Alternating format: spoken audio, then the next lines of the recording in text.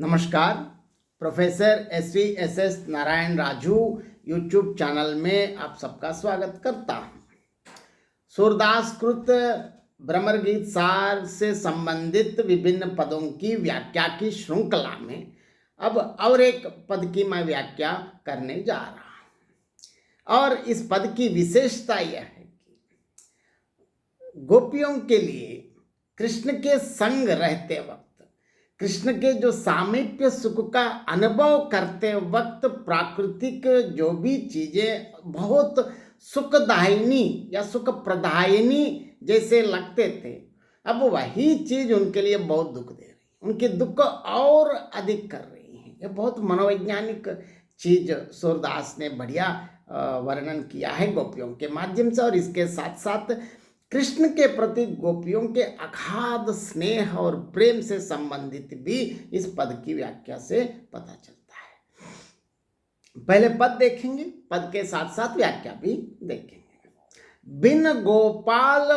Bahrain bye Kunjay, तब ये लता लगती अति शीतल, अब भई विषम ज्वार की पुंजय। वृता बहती जमुना कग बोलत, वृता कमल फूलै अलि गुंजै। पवन पाति गनसार संजीवनी, दद सुत कितन भान बै गुंजै। एक उदो कहियो माधव सो बिरह, करद कर मारत लुंजै। सूरदास प्रभु को मग जो बत आकियां बाय बरन जो गुंजय।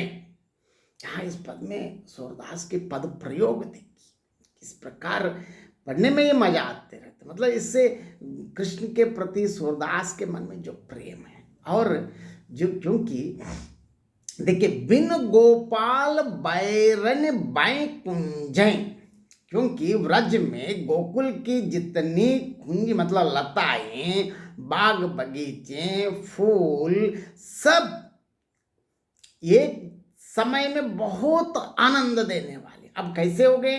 बिन गोपाल बैरन बाय कुंजय, मतलब बिन गोपाल, क्योंकि अब कृष्ण का जो सामीप्य सुख से वंचित होने के कारण, बिना गोपाल मतलब बिना कृष्ण के कारण अब यहाँ के जो वृंदावन के जितनी भी लताएं हैं, फूल हैं, पेड़ पौधे हैं, बगीचे हैं, सब कैसे लग रहे हैं? बायरन मतलब शत्रु जैसे दिख रहे हैं। देखिए, प्रकृति में भी शत्रु और मित्रता, ये तो बहुत बहुत बढ़िया मानवीकरण देख सकते हैं।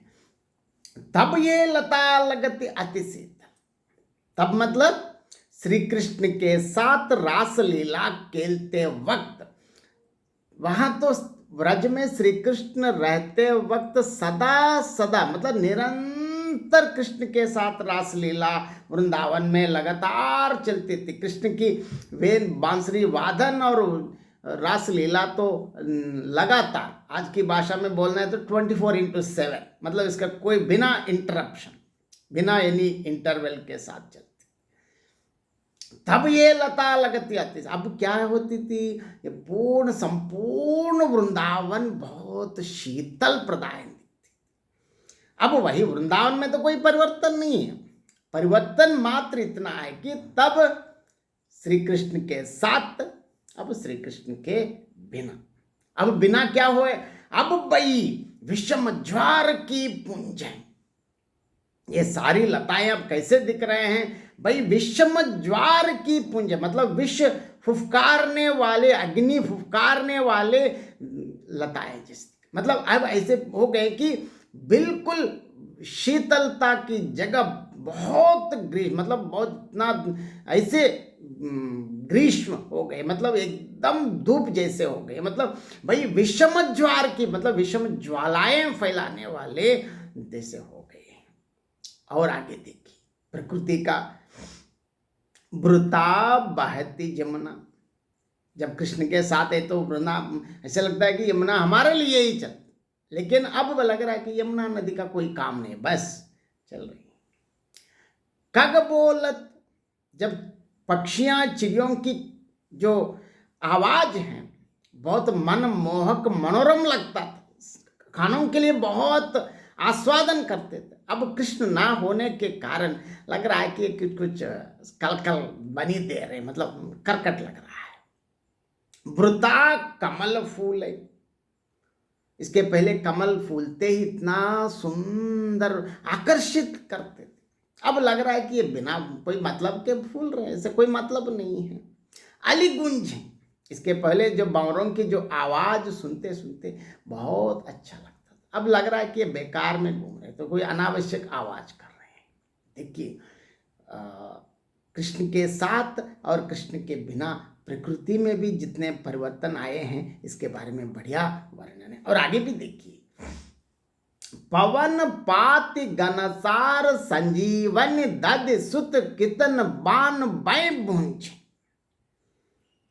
हम सब जानते हैं हवा है ना, कर्पूर, चंद्रमा, जल आदि बहुत शीतल प्रदायिनी चीजें हैं।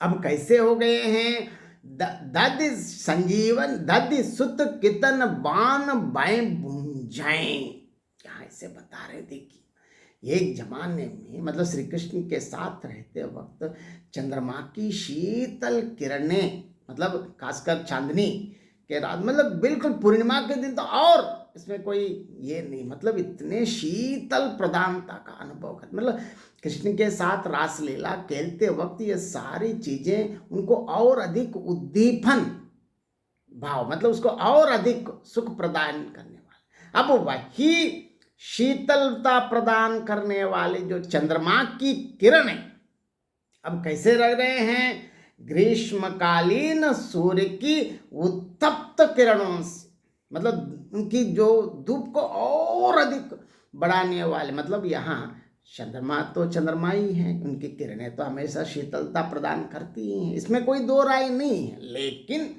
प्रकृति में कोई अंतर नहीं है। लेकिन यहाँ जिस प्रकार मानव स्वभाव, क्योंकि हम जब सुख में रहते हैं, अगर सोच लीजिए हम आज बहुत खुश हैं, अब लगता है कि संपूर्ण दुनिया भी खुश है, हर चीज हमको हरा भरा पूर्ण, मतलब ऐसे लगता है कि सारे लोग बहुत खुशी से घूम रहे हैं। अगर किसी कारणवश अगर हम दुखी हैं या पीड़ा में हैं, तब लगता है कि सारी प्रकृति भी रो रही है और लोग भी ये कर रहे हैं। इस प्रकार की बातें यहाँ प्रकृति में आरोप करके सूरदास गोपियों का जो विरह वर्णन बताते रहते हैं। यहाँ ऐसे बताते हैं कि बिन गोपाल बैरन कुंज, मतलब जिस प्रकार कृष्ण के साथ खेलते वक्त जो जो आनंद प्रदायिनी चीजें, चाहे वो सब अब उल्टा, क्योंकि विरह में रहने के कारण विरह वेदना को और अधिक कर रहे हैं। और अंत में कहते हैं, हे उदो कहियो माधव से विरह कर्द कर मारत लुंजी। हे उद्धव, आप अपने कृष्ण से बता दो, क्यों कृष्ण तो आए नहीं, वो तो ठीक है, लेकिन उन्होंने जो पत्र भेजा है कैसे लगा है मालूम है, छुरी जैसे बनकर हमारे अंग प्रत्यंगों को नाश करने जा रही है, हमारे अंग प्रत्यंगों को नाश करते जा रहे, मतलब हम दिन बाद दिन बिल्कुल ऐसे हो रहे हैं कि हम मतलब एकदम निर्जीव होते जा रहे हैं, बताते हैं। और इसके साथ साथ और अंत में सूरदास प्रभु को मग जो बत अकियां बै बरन जो गुंज, बता। देखिए सूरदास गोपियों के माध्यम से कहते हैं, श्री कृष्ण की जो राह, मतलब जैसे इसके पहले भी एक टम जोवत कहते हैं एक पद में, मतलब कृष्ण जिस रास्ते में आने की संभावना है उस रास्ते की ओर एक टक दे, क्योंकि अगर एक पल भी आंख जपने से अगर इसी